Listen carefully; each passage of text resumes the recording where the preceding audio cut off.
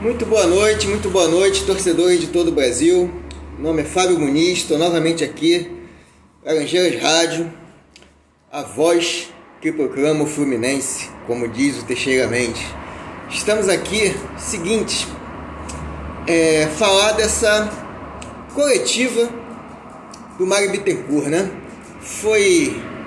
A gente percebe que foi exclusivamente, a gente achou que ele ia falar sobre a eliminação, sobre o que ele pensa sobre a eliminação, sobre como anda o time. Na verdade, foi uma coletiva para anunciar o patrocínio Master para categorias de base, né? Na camisa da categoria de base. Ok, é uma boa, não vou negar, tá? Mas o que a gente queria saber foram perguntas boas, com narrativas, como sempre, do nosso presidente / advogado, ou advogado / presidente. Eu acho que ele é mais advogado do que presidente. Então, assim, a primeira pergunta foi sobre o Uran. Não, desculpa. Primeiramente, pedir para os senhores compartilhar, dar o like, se inscrever no canal para ajudar a nossa mídia independente, porque ninguém quer saber do Fluminense além de nós. Ninguém sabe a fundo o Fluminense além de nós. Então compartilhe, divulgue, se inscreva no canal e ajude a nossa mídia, ok? Então vamos. A primeira pergunta que ele fez, que fizeram a ele, né, foi sobre esse envolvimento, essa muita aproximação com os jogadores de Eduardo Uran. Ele já estava preparado para essa pergunta, tanto que ele tinha vários nomes de jogadores do Uran, né? Então ele já veio preparado, sabendo que seria uma hora ou outra alguém ia perguntar sobre isso. Sendo isso, ele já foi uma pergunta boa, só que foi uma resposta já desenhada na cabeça dele. Então, tudo bem. Eu entendo que o Uran tem jogadores pra cacete em tudo quanto é time, assim como vários outros empresários. Esse grupo de empresários é fechado, são poucos. Os bons, os famosos, os que têm influência, são poucos. Então, realmente, o Uran tem muito, tem outros que tem muito, e assim vai. Só que a questionamento sobre o Fluminense, sobre o Uran no Fluminense, é por que só vem refúgio, só vem jogador ruim. Aí ele mete essa de que o Uran é bonzinho e que o Iago Felipe veio de graça com 70% ligado ao Fluminense, os direitos federativos ligados ao Fluminense. Lógico, porque o time que ele estava não tem visibilidade, que eu acho que ele veio do Goiás antes de vir, né? Do Goiás para o Fluminense. Então é mais fácil botar numa vitrine, que é o Fluminense, que vende jogadores todo ano, botar o cara na vitrine, que ainda é jovem, 26 anos, tá na idade boa,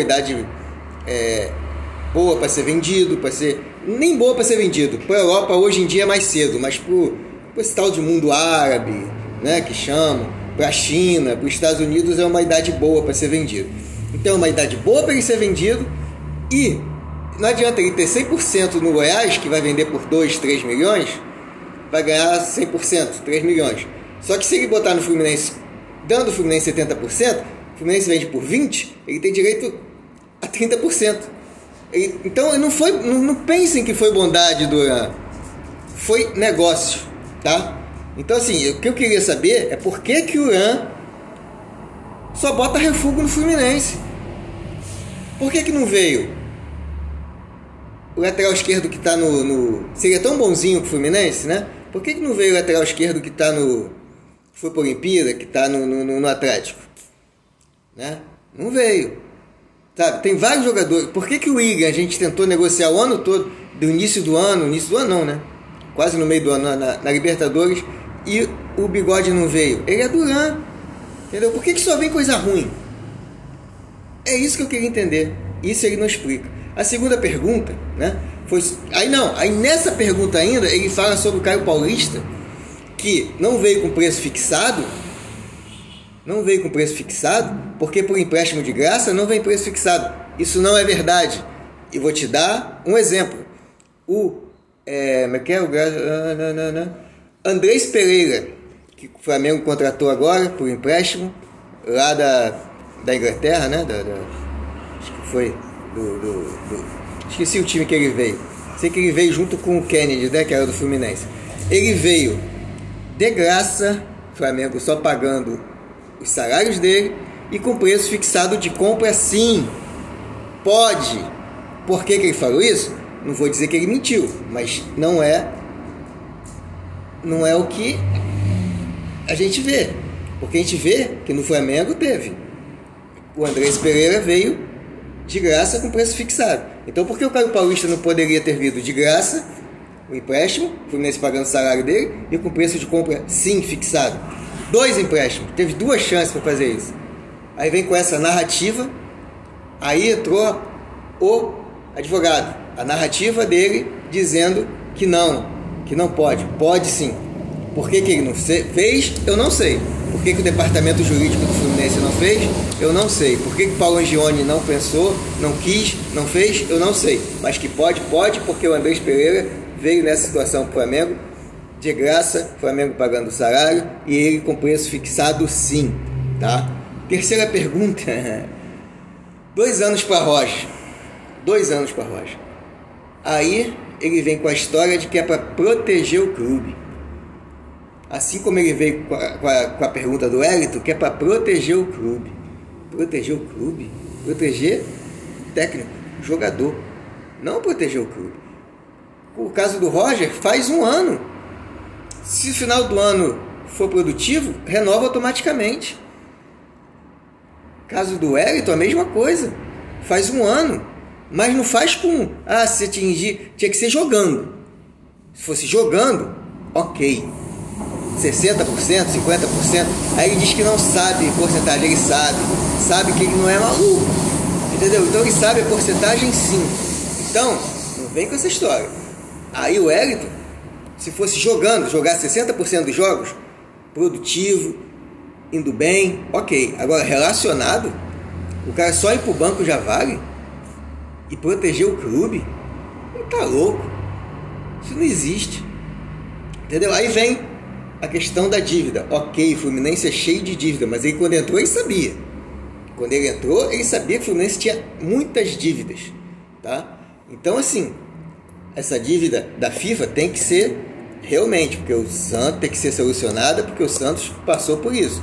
Ficou sem poder contratar, ficou sem poder vender. Então, realmente tem que resolver.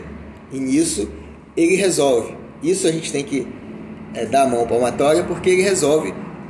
Está pagando coisas que não é da gestão dele, que a gente entende, dívidas, receita penhorada, premiação penhorada, aí tudo bem, entendeu? Agora ele diz que o clube não tem dinheiro. Aí eu vou misturar agora, porque eu não sei pergunta por pergunta. Aí ele diz que o clube não tem dinheiro. Como é que gasta 3 milhões e 500 com Bobadilha, Abel, Casares, Ganso, Nenê que foi embora, Matheus Ferraz, Egídio, Barcelos, e diz que não tem dinheiro? É só usar o dinheiro com inteligência, tá? E diz que tem um time enxuto. Ele está disputando quantas competições? Estava, né? Agora só está uma. Ele estava disputando o quê? 10 competições? Diz que o elenco é enxuto. Aí diz que o Matheus Ferraz está lá. Foi renovado o contrato dele porque quem tem 4 não tem 5, quem tem 5 tem 4, quem tem 6 tem 5, quem tem 5 tem 4, quem tem 4 não tem nenhum. Isso você usa a base. Você bota 2 bons. Até entendo lá o David Braz e o Manuel, mas o Matheus Ferraz tinha que estar dando oportunidade para alguém da base, não o Matheus Ferraz. A base devia estar ali. A base, porque como o que ele falou é verdade. O Nino indo para a Olimpíada desfalcou o time, ok. Você botou, sei lá, você subiu o Manuel, David Braz e mais um da base no banco, entendeu? Aí quanto de cartão amarelo, sobe o David Braz, chama o da base e chama outro da base que não estava nem sendo relacionado, alguém do sub-20, para ganhar experiência, nem que seja lá no banco. Você não precisa manter Matheus Ferraz com quase 40 anos, 36, 37 anos, para ser a 5ª opção da zaga. É um absurdo. Entendeu? Então, assim, foi uma coletiva de narrativas, né? Do nosso presidente barra advogado barra presidente, de muitas narrativas. Perguntas foram boas, a resposta nem tanto. deixou muita coisa no ar, muita coisa a ser explicada e muita coisa ele foi enrolando com as narrativas dele. Então assim, a gente tem que ficar de olho, a gente tem que observar, a gente tem que cobrar. Se a gente não cobrar, ninguém vai cobrar. Ninguém. Tem que ser a mídia que cobre, que procura, que vai atrás das informações verdadeiras, que se preocupa com o Fluminense. Então, é a gente, é a nossa mídia especializada aqui no Fluminense, que só fala de Fluminense, que só quer saber o bem do Fluminense. Não adianta ir para a mídia especializada, que você vai ver como vai repercutir na mídia especializada, que foi uma ótima entrevista, que ele está reconstruindo o time com muitas narrativas. O principal dele são as narrativas. Ele é advogado, isso está na cara. Ele sabe enrolar, ele se mostra ali assim, ó, seguro, porque ele já está acostumado com pressão. Ele responde sorrindo. Ainda diz que a pergunta é boa. Ah, a pergunta é boa. E responde, enrola, e não dá a verdadeira resposta que a gente quer ouvir. A gente quer ouvir coisas simples, que ele respondesse em 2 minutos. Não precisava passar 15 minutos para responder uma pergunta. Respondesse 2 minutos, mas respondesse a verdade e respondesse o que a gente quer ouvir. Então é isso, gente. Vamos continuar cobrando, porque essa entrevista aí, para mim, como eu falei, foi só mais uma narrativa, um conjunto de narrativas dele. E vamos continuar, porque a gente, como eu falei, nós somos a resistência. Nós temos que manter o Fluminense erguido. A torcida tem que cobrar, a torcida tem que ficar procurando, tem que ficar avaliando as entrevistas, cobrando. Disse que realmente tem uma reunião aí dia 28, né, que talvez volte no início do mês de outubro o público. A torcida tem que ir, tem que cobrar, porque tudo que ele está fazendo durante esses 2 anos, Egídio, Barcelos, Matheus Ferraz, Bobadilha, é porque não tem torcida. O Roger durou tanto porque não tinha torcida lá gritando burro, burro, fora Roger, senão tinha saído antes. Entendeu? Se até ele teve a sensação de que a gente poderia ter ido mais longe na Libertadores, por que ele manteve o Roger? Entendeu? Aí alguém tinha que ter perguntado isso. Se você achou mesmo que a gente poderia, por que manteve o Roger? Para esperar ser eliminado, para depois demitir? Entendeu? São perguntas assim que ficou no ar. Faltou muita coisa e poucas coisas foram esclarecidas. Eu acho que o que mais foi esclarecido foi a parte da finança. Realmente é a única parte que eu posso dizer assim, ele está fazendo, ele está recuperando, ele está sanando algumas dívidas que não foi da gestão dele. Aí eu entendo. Agora o resto tem muita coisa a explicar, tá? Uma boa noite, como eu falei no início do vídeo, dê like, compartilhe, seja sócio lá do Laranjeiras Rádio para ajudar a nossa mídia independente. E vamos que vamos, saudações tricolores, boa noite a todos.